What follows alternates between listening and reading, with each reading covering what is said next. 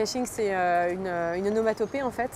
Quand j'étais ado, je lisais énormément de BD, toujours j'en lis, mais c'était plutôt des comic books, un peu de super-héros, des trucs comme ça. C'était l'époque Marvel et compagnie. Et en fait, je me souviens d'avoir lu, mais je ne sais plus dans quelle BD, je ne sais plus ce que c'était l'histoire, mais je me souviens d'avoir lu ce mot caching, tu vois. Et ça m'avait paru vachement classe comme mot, parce que ça commence avec un K, ça finit avec un K, donc graphiquement c'était beau. Et après, le son me plaisait en fait. Donc je l'ai gardé dans un coin de ma tête, et puis quand j'ai commencé à dessiner, même bien avant que je me mette à peindre, sur mur, j'avais déjà ce pseudo en fait, qui était dans ma tête, quoi.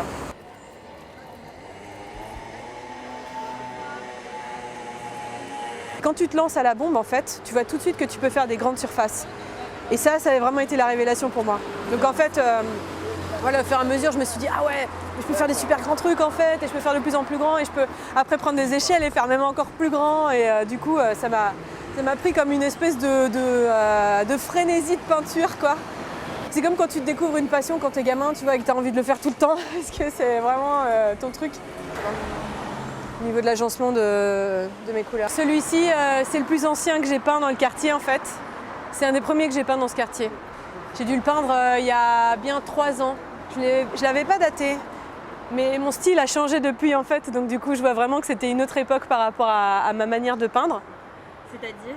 C'est-à-dire que c'était plus un personnage plus imaginaire. Le nez est plus pareil. À l'époque, je faisais comme un cœur inversé. Maintenant, c'est pas tout à fait la même forme, c'est plus minimal. Mon style, c'est un peu un mélange de plein de cultures différentes en fait. C'est drôle parce que quand je peins dehors, souvent les gens s'arrêtent et me disent « Ah tiens, on dirait un truc genre indonésien », d'autres qui me disent « Ah, on dirait un truc africain », d'autres qui me disent « Ah, on dirait un truc mexicain ». Puis après, t'en as un autre qui va me dire « Ah, on dirait un truc genre plutôt Tahiti ou genre île Marquise » ou un truc comme ça. J'ai vraiment eu toutes sortes de remarques et je trouve ça génial parce qu'en fait, je ne veux pas définir mon style avec une influence. Ce qui m'intéresse, c'est de pouvoir piocher dans plein de cultures différentes en termes d'artisanat, de folklore, de couleurs.